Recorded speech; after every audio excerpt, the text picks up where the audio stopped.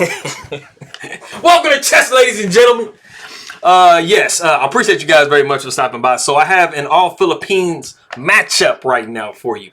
I do have International Master Rolando Nolte versus Wesley. So, and this is taken out of the 2011 Battle of the Grandmasters, as it's known, but it's the Philippines National Championship, kind of like our U.S. championships here in the United States.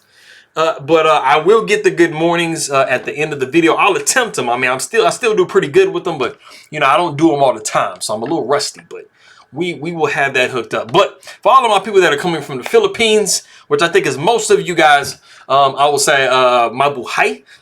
Kumusta na aking mga kaibigan? Magandang umaga. It is in the morning. Magandang hapon. If you see this in the afternoon. Masaya akong makikinig muli. Hello ulit. I appreciate you guys very much for stopping by. Mabuting pagbati to you. And yes, that's it. So I'm gonna get back to English.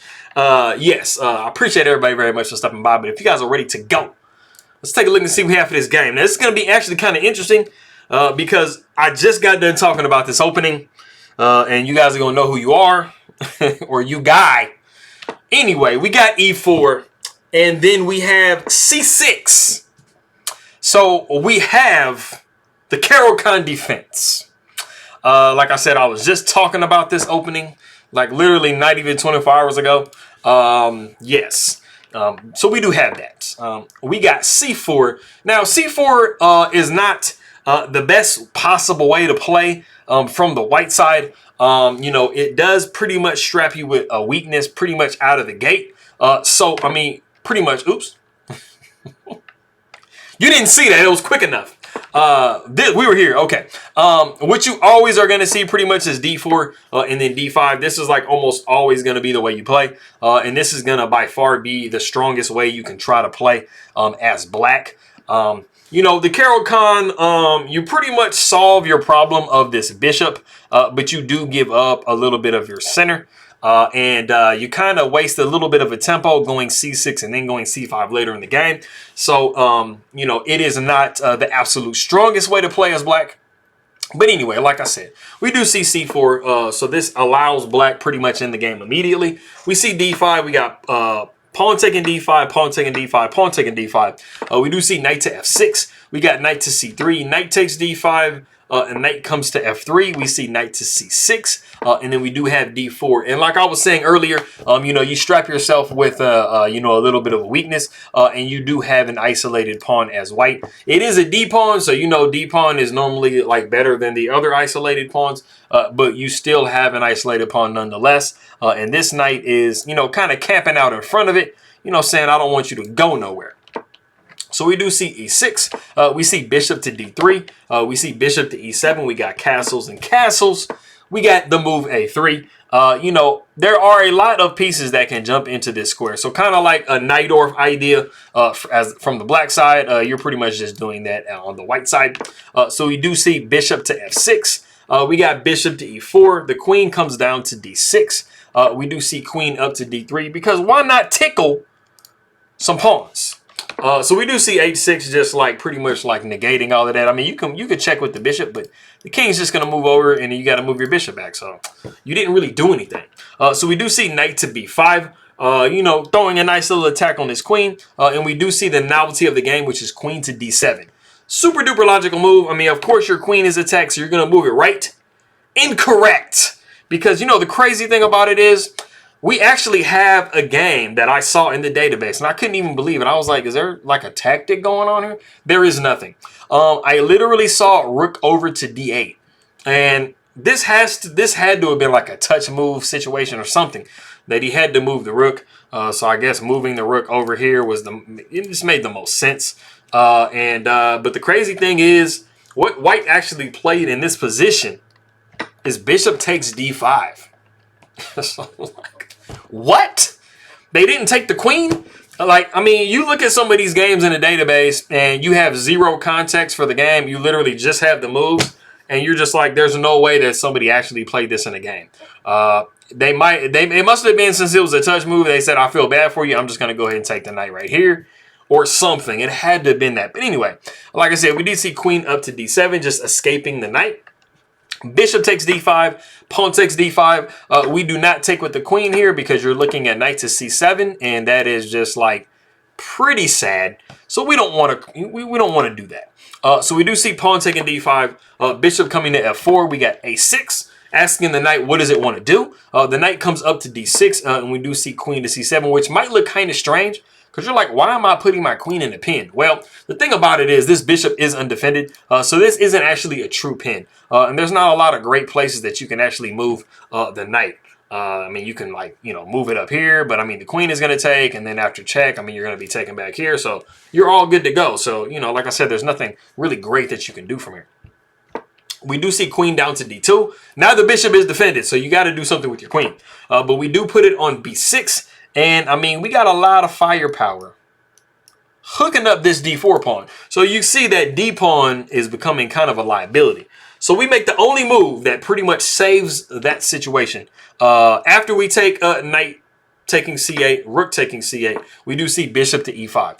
And this move is perfectly in time. Now we cannot take this pawn because we do have enough defenders on the situation. But we do see knight to a5. And I mean, this knight is wanting to kind of live here. White does not have a light squared bishop. So this knight is trying to like literally like live here rent free. And, rent's expensive. So, I mean, that's saying a lot. The rook comes over to b1. We see knight down to c4, like I said. And now the queen goes to f4. And we do see the move bishop to g5. Looks kind of strange, right? Well, if you want to go ahead and pause the video and see what move white plays in this position, go ahead and do so.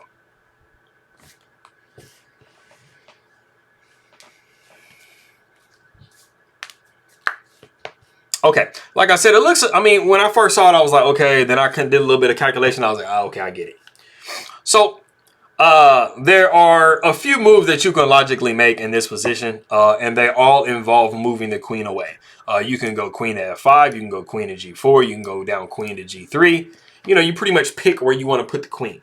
But absolutely under zero circumstances do you capture this bishop. It might kind of seem like when we back up like, hey, man, I mean, I could just take the bishop, the pawn takes, the queen takes, right? Well, there's actually a flaw with that. And I'll show you in a second. But what we saw in the game, which is absolutely correct, is queen to g4. This is the absolute right way to play. You do not want to go into the other thing, like I said. But if we back up, knight takes g5, pawn takes g5, everything looks good for the moment. Then we see queen taking g5. And I think sitting in this position, you can see what the problem was with taking that bishop. It might seem like you were getting a pawn, but you are losing a piece after the move f6. So we do not want to go down that avenue. So like I said, we did see queen to g4. We see queen over to e6. And then we do see the move queen to g3. Like I say, you need to be careful with trades. Trades don't always benefit you. Even though this one is a little bit, kind of hard to see, I think, if we do take on e6, you're going to be taken back with the f pawn, of course. And the problem is black has like strengthened their pawn center. And they also opened this file for their rook. And at some point, if we can start getting some trades rolling, we can either push this pawn or make some trades on this square and move this pawn over. And then we do have a runner.